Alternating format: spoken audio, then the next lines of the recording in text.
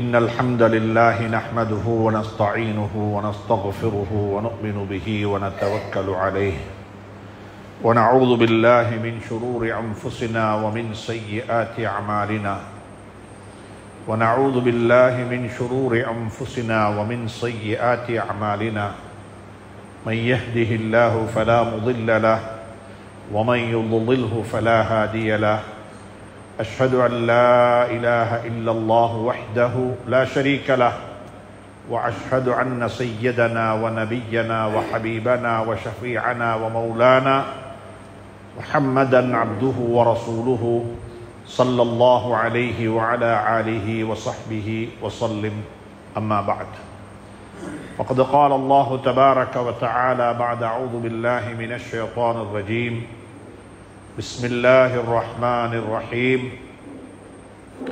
يريدون ليطفئوا نور الله بأفواههم والله متم نوره ولو كره الكافرون هو الذي أرسل رسوله بالهدى ودين الحق ليظهره على الدين كله ولو كره المشركون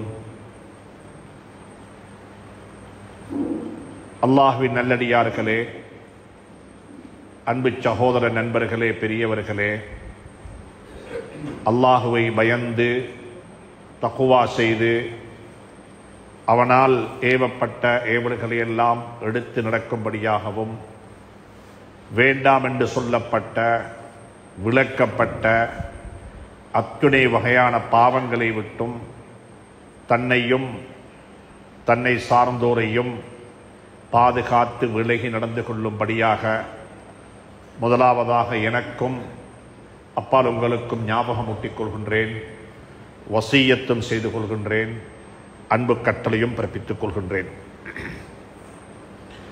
அன்புக்குரிய இஸ்லாமிய சகோதர நண்பர்களே, பெரியவர்களே,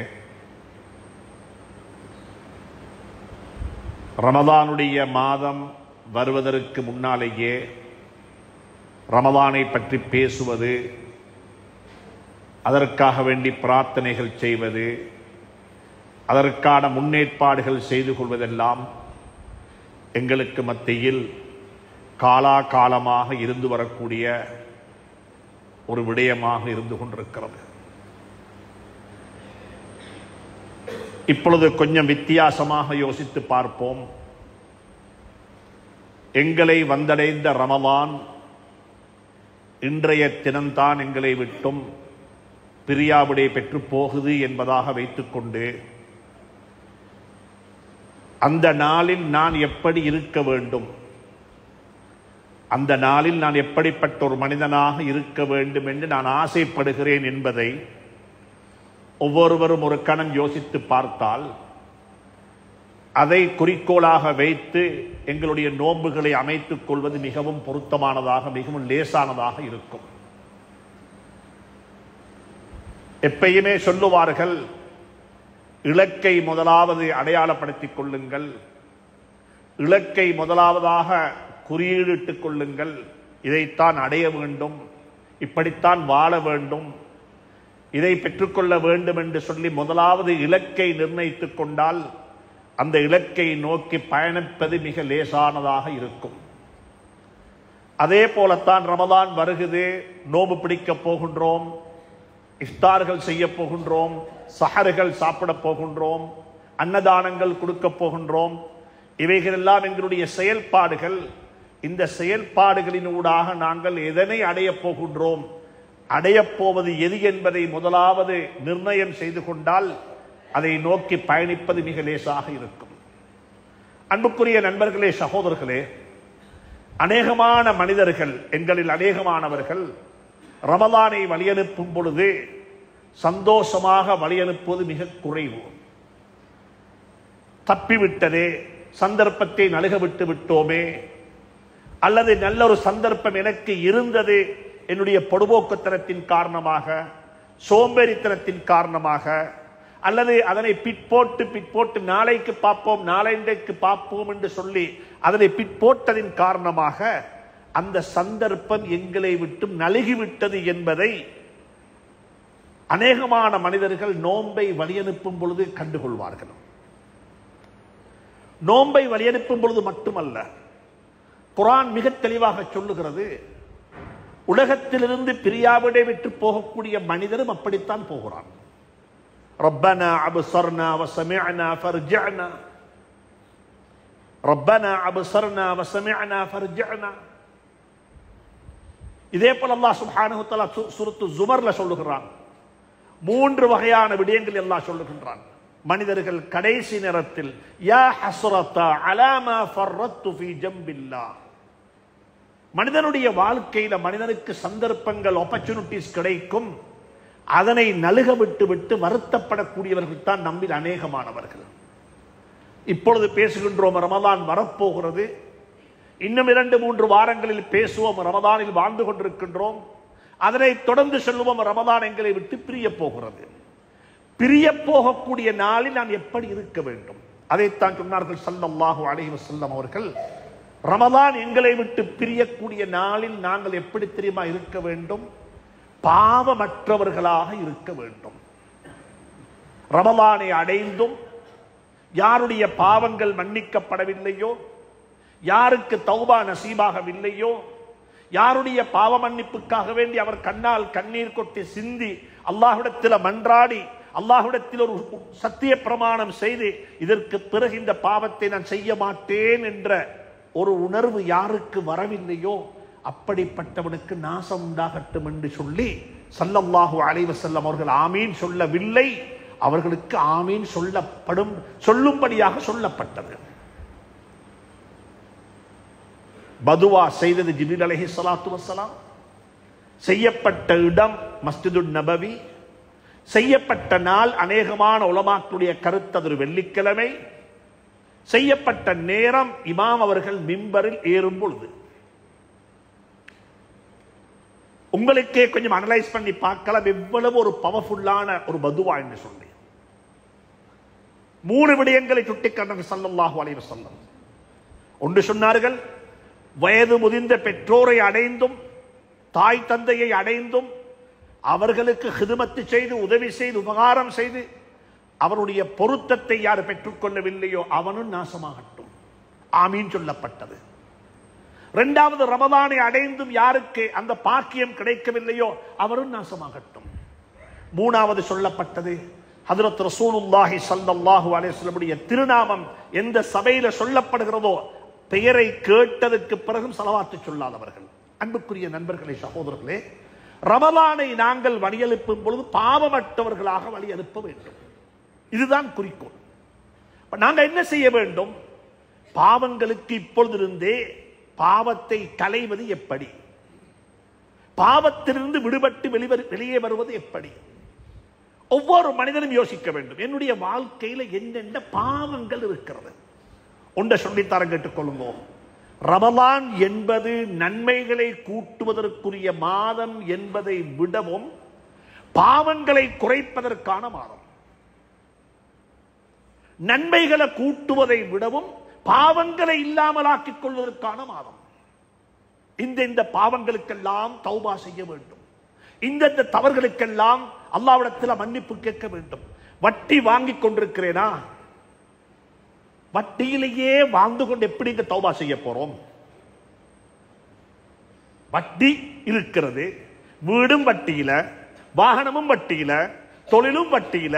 அல்லாஹ் சொல்லுகிறான், ஃபஇல்லம் தஃஅலு, நீங்க வட்டிக்கு தௌபா செய்து மீண்டு வரவில்லையா, ஃபஅதனு பிஹர்பின் மினல்லாஹி வ ரசூலிஹி, நீங்க என்னுடன் யுத்தம் செய்ய வாங்கன்னு அல்லாஹ் கூப்பிடுறான். அல்லாஹ் சொல்லுகிறான், இறக்கமுடையவன், ரஹ்மான் ரஹீம், குல் துல்லாஹ அபிதுர் ரஹ்மான் அய்யம்மா ததுஉ ஃபலஹுல் அஸ்மாஉல் ஹுஸ்னா. அல்லாஹ் சொல்றான், நான் இறக்கமுடையவன், ஏண்ட ரஹ்மத் மிச்சம் மேலானது. இன்ன ரஹ்மதி சபகத் கலபி, அர்ஷுடைய கதவில் அல்லாஹ் எழுதி வச்ச வார்த்தை தான். அர்ஷுடைய கதவில் அல்லாஹ் எழுதி வச்ச வார்த்தை தான். என்னுடைய அதாபை விடவும் என்னுடைய கருணை மிகைத்து விட்டது. சுப்ஹானல்லாஹ். வாழ்க்கை பூராக தவறு செய்துவிட்டு கடைசி கட்டத்தில் யா அல்லாஹ் மன்னித்துக்கொள், தௌபா செய்து விட்டேன், பாவங்களை விட்டு கலைந்து வெளியே வந்து விட்டேன் என்று ஒருவர் மனமுறந்து சொன்னால் அல்லாஹ் சுப்ஹானஹு வ தஆலா அவனை ஏற்றுக்கொள்கின்றான். அன்புக்குரிய நண்பர்களே, சகோதரர்களே, யோசிக்க வேண்டும். நாங்கள் யோசிக்க வேண்டும், எங்களுடைய வாழ்க்கையில இந்த பாவம் எப்படி இருக்கிறது? ஒவ்வொருத்தரும் யோசிங்க தனித்தனியா. வட்டி இப்படிப்பட்ட ஒரு பாவம். அனந்தர சொத்து எப்படி இருக்குது? நன்றாக புரிந்து கொள்ளுங்க. பேசப்படாத ஒரு தலையங்கம். ஒருவர் மௌத்தானா என்ன செய்ய வேண்டும்? நல்லடக்கம் செய்து விடுவது மட்டுமல்ல கடமை, நல்லடக்கம் செய்து விடுவது மட்டுமல்ல பொறுப்பு, சமூகத்துடைய பொறுப்பு, ஊருடைய பொறுப்பு. நல்லடக்கம் செய்ததற்கு பிறகு 3 பொறுப்பு இருக்கிறது ஊருக்கு. முதலாவது பொறுப்பு என்ன? அவரு கொடுக்க வேண்டியது, அவருக்கு வர வேண்டியது. இதை ஊரு ஜமாத் முன்னுக்கு நின்று அதை செய்து கொடுக்க வேண்டும். இது ஒரு ஃபர்து கிஃபாயா. எங்களுக்குரிய வேலை ஜனாசாவை அடக்கி முடிப்பது மட்டுமல்ல, அடக்கம் செய்யப்பட்டவருடைய குடும்பத்தை நல்ல நிலையில் வாழ வைப்பது எங்களுடைய பொறுப்பு, எங்களுடைய பொறுப்பு. சுப்ஹானல்லாஹ். அன்புக்குரிய நண்பர்களே, சகோதரர்களே, பெரியவர்களே, ஞாபகத்தில் வச்சுக் கொள்ளுங்க, இதுவும் ஒரு கடமை எங்களுடைய. இது ஒரு சோசியல் ரெஸ்பான்சிபிலிட்டி, சமூக பொறுப்பு. எங்களுக்கு என்ன, அவர்கள் பட்டு மாய்ந்து கொள்ளட்டும், எங்களுக்குரிய பொறுப்பல்ல என்று சொல்லி ஒரு முஸ்லிமுக்கு ஒதுங்கி போக முடியாது. இரண்டாவது குர்ஆன் சொல்லுகிறது மின் பஅதி வஸிய்யத்தின். அன்பானவர்களே, சகோதரர்களே, பெரியவர்களே, ஞாபகத்தில் வச்சுக்கோங்க, நானாக இருக்கலாம், நீங்களாக இருக்கலாம், நாங்களும் நீங்களும் மௌத்தாகி மண்ணறைக்கு போனதுக்கு பிறகு எங்களுடைய கபறுகளை ஜியாரத்து செய்வதற்கு எங்களுடைய குழந்தைகள் வருவார்களா என்பதும் சந்தேகமான காலத்தில் வாழ்ந்து கொண்டிருக்கின்றோம். பிள்ளைகளுக்கு நேரம் கிடையாது. என்னோட கபரடிக்கு வந்து வாப்பட கபரு உம்மட கபர் என்று சொல்லி பிள்ளைகள் கூட கபரடிக்கு வந்து ஏதாவது செய்வார்களா என்று சொன்னால் அதற்கு நானும் நீங்களும் வாழக்கூடிய காலம் சாட்சியாக இருந்து கொண்டிருக்கிறது. அதற்கு நாங்களே சாட்சியாக இருக்கிறோம். கடைசியாக எப்ப எங்கட வாப்பட கபரடிக்கு போனோம், எங்கட தாயினுடைய கபரடிக்கு போனோம், அவர்களுடைய கொஞ்ச நேரம் எப்ப உரையாடினோம், அவர்கள் செய்த பணியை, அவர்கள் செய்த தியாகத்தை எப்பயாவது ஒரு கணம் உள்ளத்தால நினைத்து பார்த்திருப்போமா? அதற்கு எனக்கே நேரம் இல்லை என்றால் என்னுடைய குழந்தைகளுக்கா நேரம் கிடைக்க போகிறது? அதனால தான் சொன்னாங்க ஸல்லல்லாஹு அலைஹி வஸல்லம், உங்களுடைய மௌத்துடைய நாளையிலேயும் ஒரு தர்மம் செய்வதற்கு அல்லாஹ் சுப்ஹானஹு தஆலா உங்களுக்கு ஒரு சந்தர்ப்பத்தை தந்திருக்கிறான். அதுதான் வசியத்து, லாஸ்ட் வில். குழந்தைகளுக்கு லாஸ்ட் வில் வானம், அது செல்லுபடியாகாது. மனைவிக்கு லாஸ்ட் வில் செல்லுபடியாகாது. அப்படி எழுதப்பட்ட சொத்துக்கள் யாரிடமாக இருக்க வேண்டியிருந்தால் அது உங்களுக்கு ஹலாலாகவும் மாட்டாது. லாஸ்ட் வில் என்பது குழந்தைகளுக்கு கொடுப்பதற்கல்ல, பிள்ளைகளுக்கு கொடுப்பதற்கல்ல, அது அனந்தர சொத்து பெறாதவர்களுக்கு கொடுப்பதற்கு. லா வஸிய்யத லிவாரிஸின். சுப்ஹானல்லாஹ். கண்ணியமான உலமாக்களை அணுகி இதை படித்துக் கொள்ளுங்கள். நான் ஏதாவது ஒன்றை செய்யணும், என் ஜனாசாவை கொண்டு வந்து பள்ளியில வச்சு என் லாயர் கொண்ட வாசிக்கட்டுமே. இதோ அல்லாஹ்வுடைய விருந்தாளியாக கபருக்கு போகக்கூடிய இந்த சகோதரர், அவர் அவருடைய சொத்துல 3இல் 1 வசியத்து செய்திருக்கிறார். ஒரு நல்ல கர்மத்துக்கு, பாடசாலைக்கு, பள்ளிவாசலுக்கு, மதரசாவுக்கு, அனாதைகளுக்கு, ஏழைகளுக்கு, ஆதரவற்றோருக்கு. சுப்ஹானல்லாஹ். மனிதர்களுக்காக வேண்டி விட்டு விட்டு போகிறார். 3இல் 2 தன்னுடைய குடும்பத்துக்கு விட்டதை போன்று 3இல் 1 தன்னுடைய சமூகத்துக்கு விட்டு விட்டு போகிறார். அப்படிப்பட்ட ஒரு ஜனாசாவாக நான் இருக்க கூடாதா? அப்படிப்பட்ட ஒரு மரண அறிவித்தல் எனக்கு வாசிக்கப்படக்கூடாதா? அப்படிப்பட்ட ஒரு செய்தி என்னை பற்றி மக்கள் பேசக்கூடாதா? இதைத்தான் குர்ஆன் சொல்லுகிறது, மின் பஅதி வஸிய்யத்தின் யூஸா பிஹா அவ் தைனின். சுப்ஹானல்லாஹ். அன்புக்குரியவர்களே, நண்பர்களே, தாய்மார்களே, சகோதரர்களே, இந்த விடயத்தை கருத்தில் இடுங்கோ. இப்படி வாழ்ந்த பெண்மணிகள் இந்த பூமிக்கு மேல் வாழ்ந்திருக்கிறார்கள். ஜனாசா தூக்கப்படுகிறது, லாயர் சொல்லிட்டார், இல்ல ஜனாசாவை வையுங்கள், ஜனாசாவுடைய லாஸ்ட் வில் வாசிக்கப்பட வேண்டும். ஜனாசாவுடைய லாஸ்ட் வில் வாசிக்கப்படுகிறது. துஆவுக்கு கையேந்தி அழாத சமூகம் லாஸ்ட் வில் வாசிக்கப்பட்டதும் கண்ணால மாலை மாலையாக கண்ணீர் கொட்டுகிறது. எதற்கு தெரியுமா? சந்தோஷ கண்ணீர். எப்படிப்பட்ட பாக்கியம் நிறைந்த ஒரு பெண்மணி அல்லாஹ்வை சந்திக்க போகிறாள், சமூகத்துக்கு ஏதாவது ஒன்றை கொடுத்து விட்டு. மின் பஅதி வஸிய்யத்தின் யூஸா பிஹா. அடுத்தது அல்லாஹ் சொல்லுகிறார், என்ன தெரியுமா? அனந்தர சொத்து பிரிக்கப்பட வேண்டும். இது குடும்பத்துடைய பொறுப்பு அல்ல, சமூகத்துடைய பொறுப்பு, ஊருடைய பொறுப்பு, இங்க இருக்கக்கூடிய உலமாக்களுடைய பொறுப்பு. என்ன செய்ய வேண்டும்? அனந்தர சொத்து பிரிக்கப்பட வேண்டும். அந்த பழக்க வழக்கம், அந்த கலாச்சாரம் எங்களுடைய சமூகத்தில் மங்கி மறைந்து இல்லாமல் போய்விட்டது. ஆனால் குர்ஆன் மிக தெளிவாக சொல்லுது ஒரு கர்மத்தை. குர்ஆன் மிக தெளிவாக சொல்லுது, அனந்தர சொத்து என்பது பெரிய ஏக்கர் கணக்கில் உள்ள காணி அல்ல. للرجال نصيب مما ترك الوالدان والأقربون وللنساء نصيب مما ترك الوالدان والأقربون. ஆண்களுக்கும் பங்கு இருக்குது, பெண்களுக்கும் பங்கு இருக்குது. மிம்மா கல்ல அவு கசுர, விட்டு விட்டு போன சொத்து பெரிய சொத்தாக இருக்கலாம், பில்லியன் டாலர்ஸ் வேர்த்தான சொத்தாக இருக்கவும் மேலும். அவு கல்ல, ஒரு சின்ன சொத்து. உலமாக்கள் எழுதியிருக்கிறாங்க, சின்ன சொத்துக்கு உதாரணம் என்ன தெரியுமா சொல்றாங்க? ஒரு பெனடோல் கார்டாக இருக்கவும் மேலும். பெனடோல் கார்டு, வாப்பா ஒரு பெனடோல் கார்டு வாங்கி கொண்டு வந்தாரு, அது மட்டும்தான் வாப்பாக்கு சொந்தமாக இருந்துச்சு, இது வேறொன்றுமே வாப்பாட்ட இல்ல. ஆனா வாப்பா ரெண்டத்தான் குடிச்சிட்டாரு, பேலன்ஸ் 10 மிச்சமா, அந்த 10ம் அனந்தர சொத்து. வீட்டுக்கு வந்த ஒரு நோயாளிக்கு, மையத்துக்கு வந்த ஒரு நோயாளிக்கு இதை குடிங்கொண்டு கொடுக்கலாது. இதுவும் பங்கு வைக்கப்பட வேண்டும். இதுதான் எங்கட மார்க்கம், இதுதான் எங்கட தீன். மையத்தூட்டுக்கு வந்த ஆட்களுக்கு மையத்துடைய சல்லியால சாப்பாடு கொடுக்கலா. மையத்துக்கு வேணுமென்றா மையத்தை அடக்கிறதுக்குரிய செலவு, கஃன் துணி மையத்துடைய காசால வாங்கலாம், கபர் வெட்டுவதற்கு மையத்துடைய காசால காசு கொடுக்கலாம். அவ்வளவுதான். உலமாக்களை அணுகி இந்த விடயங்களை படித்துக் கொள்ளுங்கள். அனந்தர சொத்துல யாரும் துரோகம் செய்து விட வேண்டாம். அதை செஞ்சுட்டு நோம்பு பிடிச்சு என்ன பிரயோசனம்? ஏன் தெரியுமா காரணம்? சூரத்து நிசாவுடைய 14வது ஆயத்தில் அல்லாஹ் சொல்லுகிறான், இந்த மஸ்அலா, இந்த சட்டத்தை விலாவாரியாக அல்லாஹ் கரைத்து விட்டு பேசிவிட்டு சொல்லுகிறான், வமை யதஅத்த ஹுதூதல்லாஹ், இது அல்லாஹ் அவனாகவே கிரியேட் பண்ணின, அவனாகவே உங்களுக்கு எழுதி தந்த வரையறைகள், பவுண்டரிஸ், எல்லைகள். இதை யாரும் மீற வேண்டாம். இதை மீறுபவர்கள் நரகத்தில் நிரந்தரமாக இருப்பார்கள் என்று எங்களுக்கு தெரியும். பெரும்பாவங்கள் செய்தவர்கள் நரகத்தில் நிரந்தரமாக வாழ மாட்டார்கள். ஷிர்க் செய்தவர்கள் தான் நரகத்தில் நிரந்தரமாக இருப்பார்கள். இன்னல்லாஹ லா யக்ஃபிரு அன் யுஷ்ரக பிஹி, இணை வைப்பதை மட்டும் அல்லாஹ் மன்னிக்கவே மாட்டான். இணை வைக்காத பாவங்களை, அதை தவிர்ந்த ஏனைய பாவங்களை அல்லாஹ் நாடிகளுக்கு மன்னிப்பான் என்று சொல்லிவிட்டு இன்னும் 2 பாவங்களை அல்லாஹ் இணைத்து சொல்லுகின்றான். ஒன்று என்ன தெரியுமா? அனந்தர சொத்தில் துரோகம் செய்த பாவம், அவர்கள் நரகத்தில் நிரந்தரமாக இருப்பார்கள்.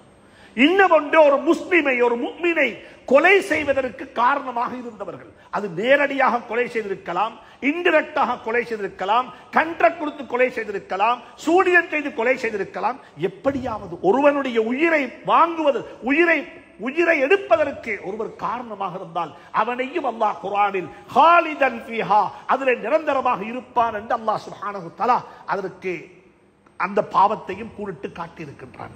எனவே அன்புக்குரியவர்களே, ரமலானை சந்திக்க இருக்கின்றோமா? வட்டிக்கு தௌபா செய்து கொள்ளுங்கோ. அனந்தர சொத்துல துரோகம் நடந்திருக்குதா? தெரியாத்தனத்துல, அறியாத்தனத்துல, யாரும் வேணுமென்று செய்யறதில்லை. இதுல மிகப்பெரிய ஒரு பொறுப்பு உலமாக்களுக்கு இருக்கிறது. ஏனென்றால் இந்த அறிவு சமூகமயப்படுத்தப்படவில்லை, உலமாக்களும் இதை சொல்லவில்லை. மதரசாக்களுக்குள்ளேயே இந்த கல்வி அப்படியே அடப்பட்டு விட்டது, ஜுமூதியத்தாகி விட்டது, அங்கேயே தேங்கி நின்று விட்டது. இந்த அறிவு சமூகத்துக்கு வந்து சேர இல்லை. எனவே அன்புக்குரிய நண்பர்களே, சகோதரர்களே, எங்களுடைய மிகப்பெரிய ஒரு பொறுப்பு தான் ரமலானுக்கு முன்னால பாவங்களை விட்டு வெளியே வந்து சேருங்கோ. நான் எனக்கும் சொல்லிக் கொள்கிறேன், அதற்கு பிறகுதான் உங்களுக்கு சொல்லுகின்றேன். நானும் வர வேண்டும், நீங்களும் வர வேண்டும். குடும்ப உறவுகளை பற்றி பேசுவோமா? குர்ஆன் என்ன சொல்லுது? குர்ஆன் என்ன சொல்லுது? தயவு செஞ்சு சொல்லுகிறேன், இந்த பாவத்தினால் பீடிக்கப்பட்டவர்களே நோன்பு பிடிக்க வானம். அந்த நோன்பு உங்களுக்கு எந்த லாபத்தையும் கொண்டு வந்து சேர்க்காது. கம் மின் ஸாயிமின் லைஸ மின் ஸியாமிஹி இல்லல் அத்ஸ வல் ஜூ. எத்தனையோ நோம்பாளிகள். நீங்க நோம்பா, ஓ நானும் நோம்பு, நீங்க நோம்பா நானும் நோம்பு, யார பார்த்தாலும் நோம்பு. அல்லாஹ் சொல்றான், அல்லாஹ்வுடைய நபி சொன்னாங்க, கம்மின் சாயிமின், இவ்வளோ பேர் அப்ப நோம்பு பிடிச்சிருக்கிறாங்க. அவங்களோட நோம்பால கிடைச்சது என்ன தெரியுமா?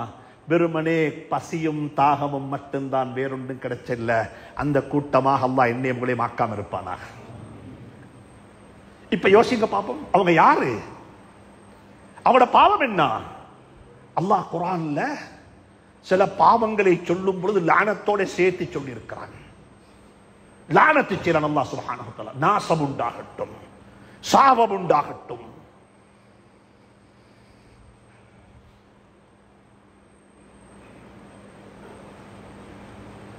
அன்புக்குரியவர்களே,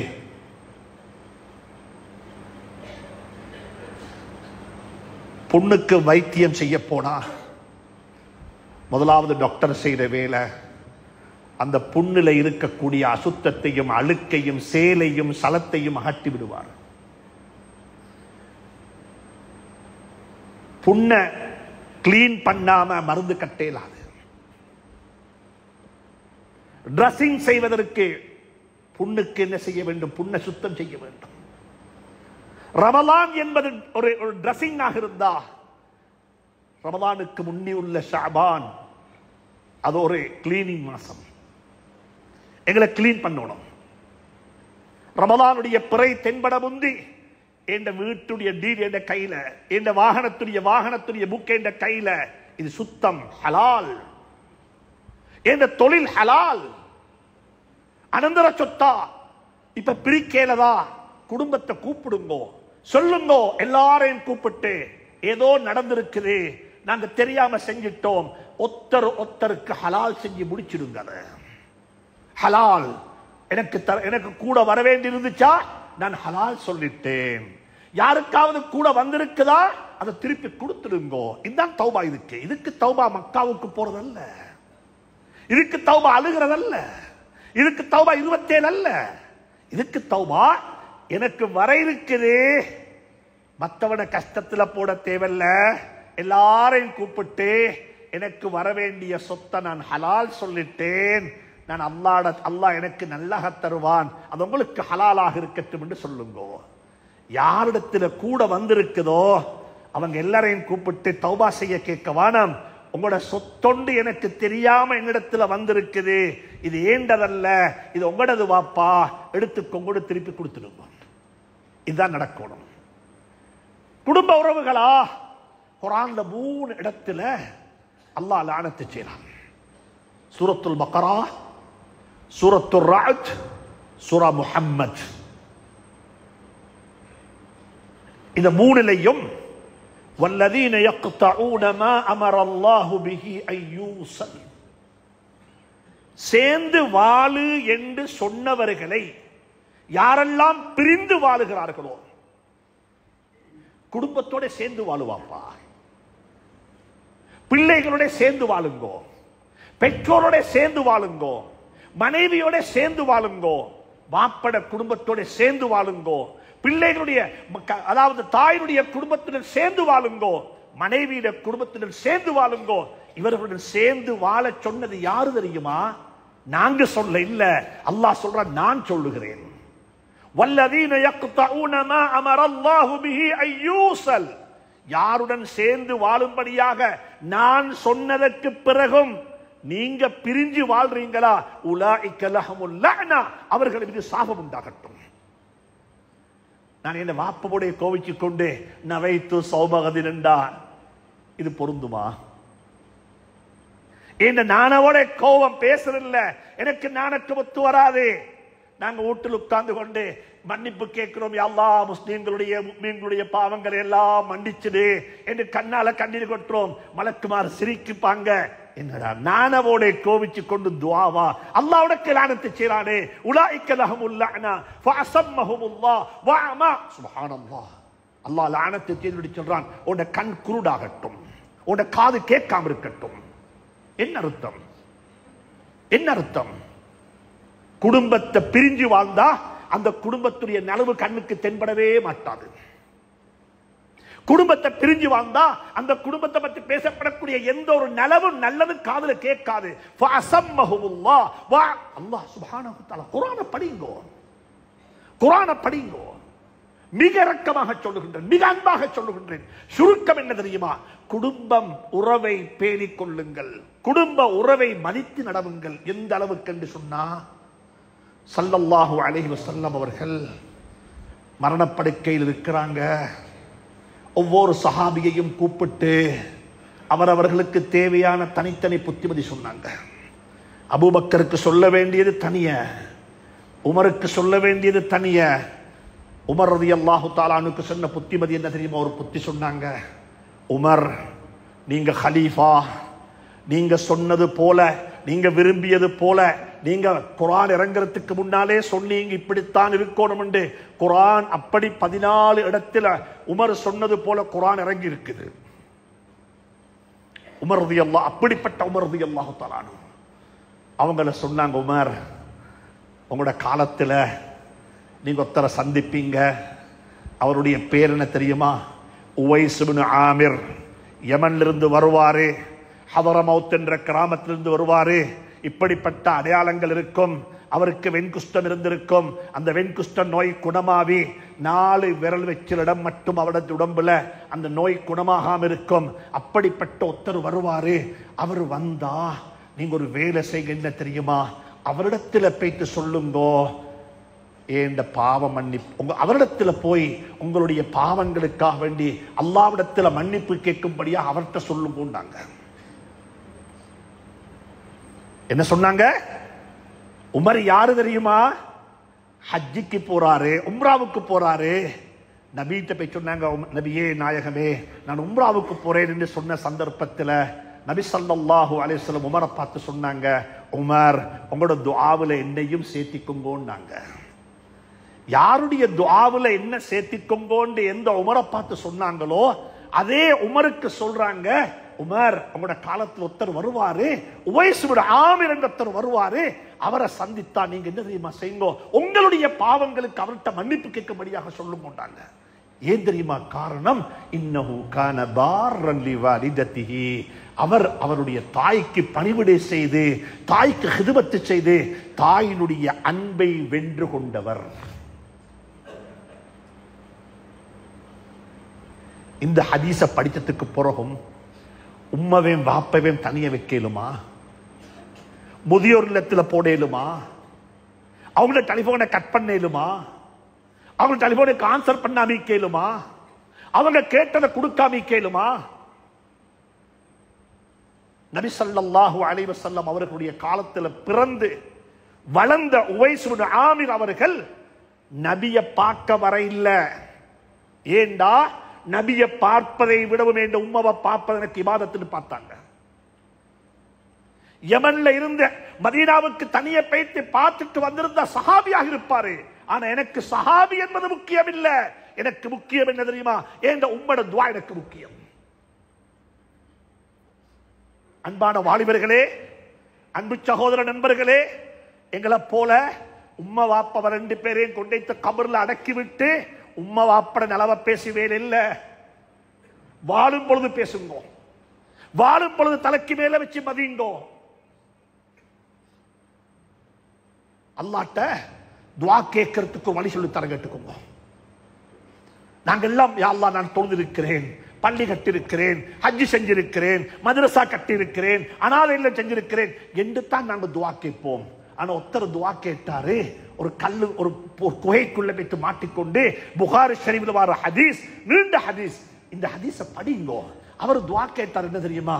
யா அல்லாஹ், நான் ஒரு நாள் வீட்டுக்கு வந்தேன், சாப்பாடு சாமான் வாங்கி கொண்டு வந்தேன், வீட்டுக்கு ராவு சாப்பாடு பலமிய சாப்பாடு கொண்டு வருவேன் வீட்டுக்கு. அன்றைக்கு வந்தா வாரத்துக்கு நேரமாவிட்டது, லேட் ஆவிட்டேன். உம்மா பாப்பாம் 2 பேரும் பசியில தூங்கிட்டாங்க. என்ற பிள்ளைகளும் என்ற மனைவியும் பசியில் இருக்கிறாங்க. என்ற கையில சாப்பாட்டை வச்சுக்கொண்டு பசியில உம்மா வாப்பா தூங்குறாங்க. உம்மா பசியில உள்ள உம்மக்கும் வாப்பக்கும் முந்தி என்ற பிள்ளைகளுக்கு எனக்கு சாப்பாடு கொடுக்க என் மனசு இடம் கொடுக்க இல்லை. என் உம்மா வாப்பவை எழுப்பாற்றத்துக்கு மனம் கொடுக்க இல்லை. என் உம்மா வாப்பட தூக்கம், ஆழ்ந்த தூக்கத்தில் இருக்கிறாங்க. எழுப்பி சாப்பாடு கொடுக்க விருப்பப்படவும் இல்லை. ஆனா என் உம்மா பாப்பா பசியில தூங்குறாங்க. அவங்களோட பசிய போக்குறதுக்கு முன்னால என் பிள்ளைகளுடைய பசிய போக்க நான் விரும்பவும் இல்லை. அதனால சாப்பாட்டை கையில வச்சுக்கொண்டு உம்மா பாப்பா விழிக்கும் வரைக்கும் பார்த்து கொண்டிருந்தேன். என் பிள்ளை ரெண்டும் அழுது கொண்டிருந்துச்சு. அல்லாஹ், இந்த காட்சி உனக்கு தெரியும், நான் இதை செஞ்சது உனக்காக வேண்டிய அல்லாஹ், எனக்கு உதவி செய்யுது துஆ கேட்டாரு. கல்லு பணிய வந்துச்சு, கல்லு பணிய வந்துச்சு. ஹஜ் செஞ்சுட்டு கேட்கிற துஆவை விடவும், தொழுதுட்டு கேட்கிற துஆவை விடவும், தாய்க்கும் தந்தைக்கும் ஹிதமத் செஞ்சு கேட்ட துஆ ஹதீஸ்ல பதிவு செய்யப்பட்டிருக்கிறது. அன்புக்குரிய நண்பர்களே, சகோதரர்களே, ரமலான் வந்து கொண்டிருக்கிறது. எனவே இந்த விடயத்தை கருத்தில் எடுங்கோ. பாவம் இல்லாத நிலையில, குடும்ப உறவுகளை பேணிய நிலையில, சொந்தங்களை பேணிய நிலையில ஸல்லல்லாஹு அலைஹி வஸல்லம் அவர்கள் உமருக்கு இன்னும் ஒரு புத்தி சொன்னாங்க.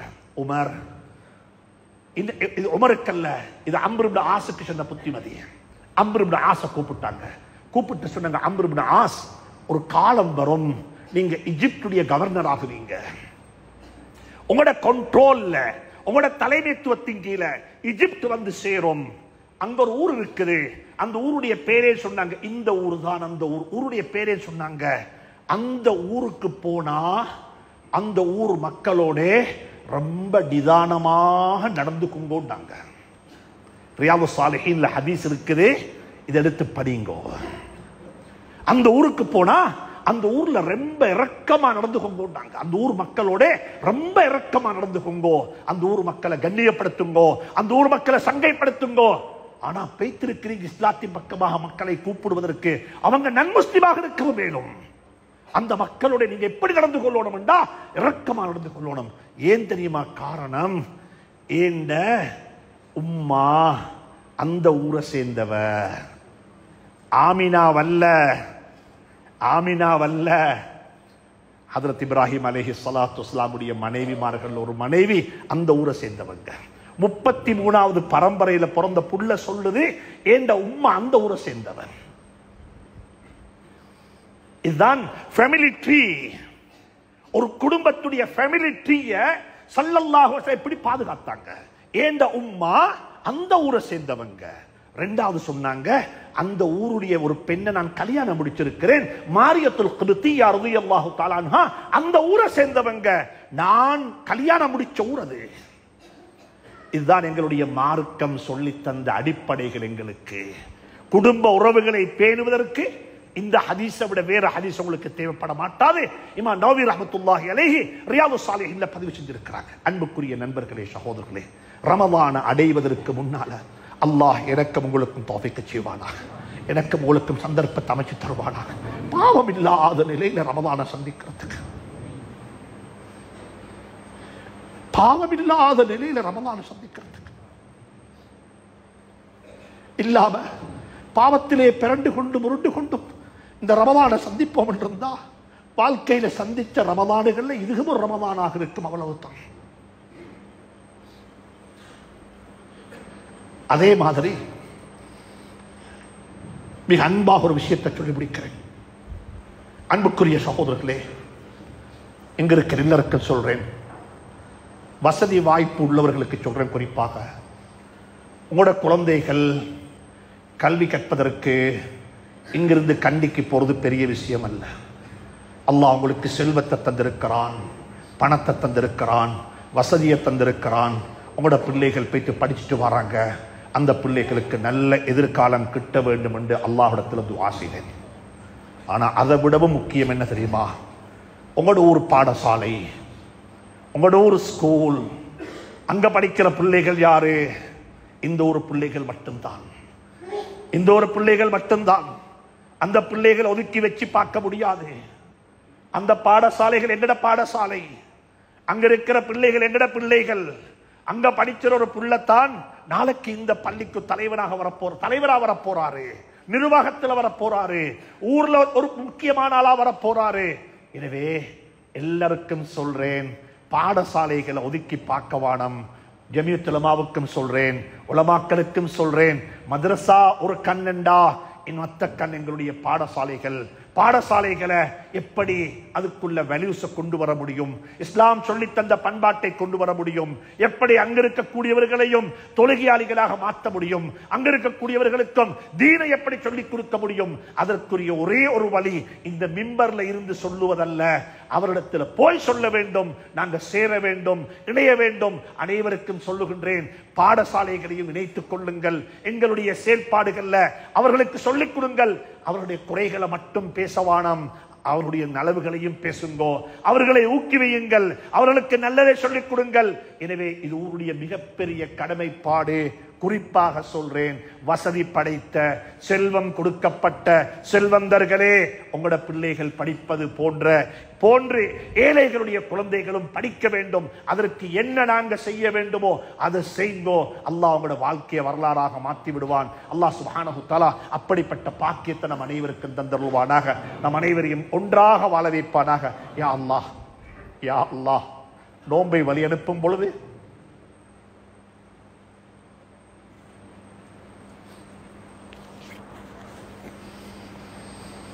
யா அல்லாஹ், நோன்பை வழி அனுப்பி வைக்கும் பொழுது யா அல்லாஹ், பாவங்களற்ற நிலையில வழி அனுப்பி வைக்க துணை புரிவாயாக, தௌஃபீக் செய்வாயாக.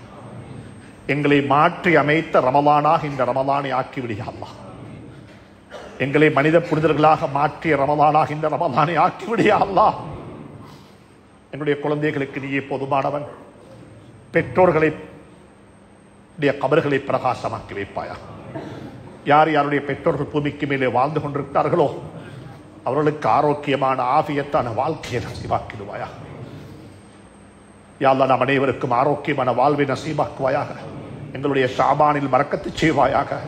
ரமலானை அடைந்து கொள்ளக்கூடிய எல்லா பாக்கியத்தையும் நசீபாக்குவாயாக. எங்களுடைய ஊர்களிலிருந்து யாரெல்லாம் வஃபாத்தாகி விட்டார்களோ அவருடைய கபர்களை பிரகாசமாக்கி வைப்பாயாக. வ ஆகிரு தஅவானா அனில் ஹம்துலில்லாஹி ரப்பில் ஆலமீன்.